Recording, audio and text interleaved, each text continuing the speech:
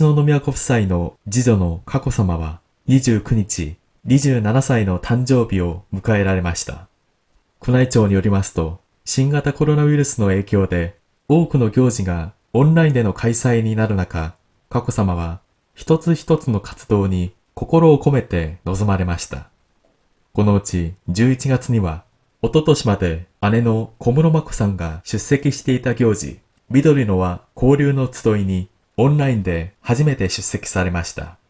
佳子さまはお言葉を考える際、眞子さんの経験などを参考にしながら検討したということで、当日は眞子さんが前回着ていた洋服を身につけられました。また、佳子さまは5月から全日本ろうあ連盟の非常勤の嘱託職員になり、少しでも役立てるように努められているということです。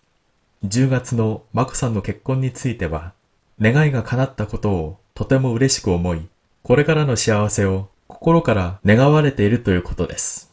今年の佳子さまの誕生日の行事は、祖父の川島達彦さんが亡くなり、母親の紀子さまが喪に服されているため行われないということです。秋篠宮내외 차녀 가코공주가 29일 27세 생일을 맞았습니다. 국내청에 따르면 코로나 바이러스로 인해 대부분의 행사가 온라인으로 개최되는 가운데 가코공주는 모든 활동에 진심을 다해 임했습니다. 그중 11월에는 재작년까지 언니인 고무로 마코씨가 참석했던 행사인 녹색의 화합 교류회에 온라인으로 처음 참석했습니다. 가코공주는 인사말을 작성할 때 언니 마코씨의 경험 등을 참고하여 검토한 것으로 알려졌는데, 행사 당일에는 언니가 지난 행사에서 입었던 옷을 착용했습니다.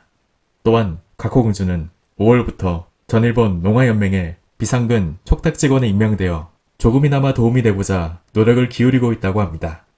10월에 있었던 마코씨의 결혼과 관련해서는 원하던 바를 이루게 된 점을 기쁘게 생각하며 앞으로 행복하기를 진심으로 기원한다고 밝혔습니다.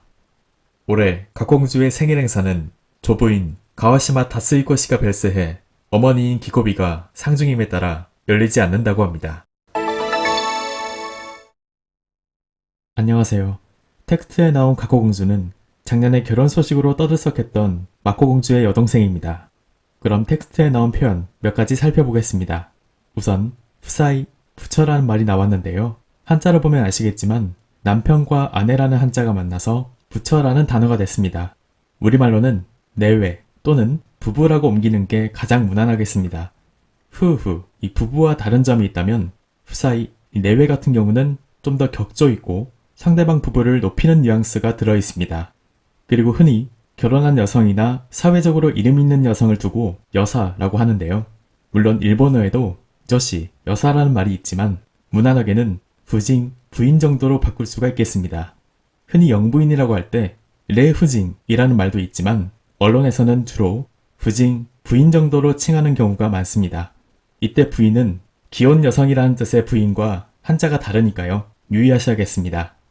그리고 즈도이라는 단어가 나왔습니다. 모임, 회합이라는 뜻인데요. 비슷한 단어 중에 아츠마리라는 단어도 있죠. 이 두 가지의 뜻은 같지만 한 가지 차이가 있다면 츠도이 같은 경우는 친밀한 관계의 사람들끼리 모이는 모임, 이런 뉘앙스가 있고, 반면에 아츠마리는 친소관계와 상관없이 일반적인 모임을 나타냅니다. 물론 처음 보는 사이라도 친목을 도모하기 위해서 만나는 모임이라면 츠도이를 쓸 수도 있습니다. 그리고 텍스트 중간을 보시면 농아라는 단어가 나왔습니다. 히라가나로 되어 있는 걸 보실 수 있는데요. 한자가 있음에도 불구하고 굳이 히라가나로 표기하는 경우가 종종 있습니다. 특히 장애와 관련된 단어는 한자로 표기하기도 하지만 일부러 히라가나로 표기하기도 합니다. 해당 한자가 자칫 어떤 편견이나 불쾌함을 줄 수 있기 때문에 일종의 배려라고 볼 수 있습니다. 그래서 농아라는 말도 일반적으로 히라가나로 적습니다. 또 대표적으로 쇼가이샤, 장애인 같은 경우도 단어 안에 해로울 해자가 들어가기 때문에 가이를 히라가나로 표기하는 경우가 있는데요. 마찬가지 이유라고 보시면 되겠습니다. 그리고 머니훅스르라는 표현이 나왔는데요. 상복을 입다, 즉 상중이다, 이런 표현입니다. 참고로 상중은 머추라고 하고 상복은 머후쿠, 그리고 상주는 모슈라고 합니다. 그럼 이번 시간은 여기까지입니다. 감사합니다.